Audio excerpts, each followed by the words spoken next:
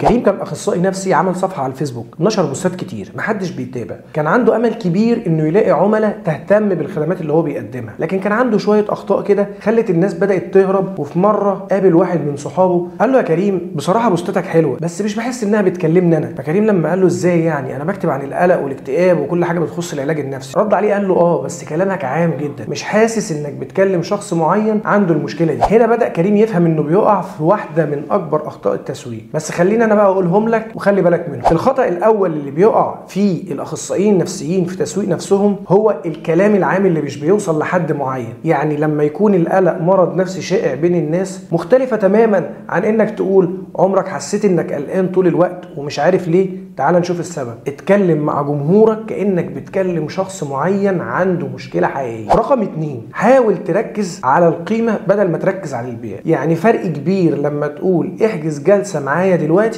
وإنك تقول لو بتحس إنك تايه ودايما مضغوط، في حاجات بسيطة ممكن تساعدك على إنك تخرج من الحالة دي. تعال نشوفها سوا. فحاول تقدم قيمة حقيقية قبل ما تفكر في البيع، لأن الناس بتثق في اللي بيديهم فايدة. رقم 3، لما ما بيكونش في شخصية واضحة في المحتوى بتلاقي البوستات فيها جمود، تحس ان هي نسخه كده من الكتب بتاعت علم النفس. حاول تخلي ليك اسلوب بسيط، ويا ريت تستشهد فيه بقصص واقعيه وتتكلم مع الجمهور. خلي عندك بصمه ليك انت كاخصائي نفسي بتميزك عن غيرك. رقم 4، عدم التفاعل مع التعليقات والرسائل. يعني لما حد بيكتب تعليق او بيسال سؤال وما يلاقيش حد يرد عليه، النتيجه مختلفه. لما حد يلاقي نفسه كتب تعليق وان انت رديت عليه بطريقه لطيفه وكملت معاه الحوار، فده هيبني جسر ثقه ما بينك وما بينه. رقم 5، انك تبالغ في الوعود. يعني بلاش البوستات بتاعت هخليك تتخلص من القلق في 3 ايام، لكن ممكن تقول ايه؟ هشارك معاك خطوات فعاله تساعدك تتحكم في القلق بطريقه علميه. انت بكده بتحافظ على مصداقيتك وفي نفس الوقت ما بتبالغش في الوعد، وبالتالي هتكسب ثقه الناس. من الاخر، اتكلم مع جمهورك كانك بتكلم شخص واحد عنده مشكله حقيقيه، وقدم قيمه قبل ما تفكر في البيع،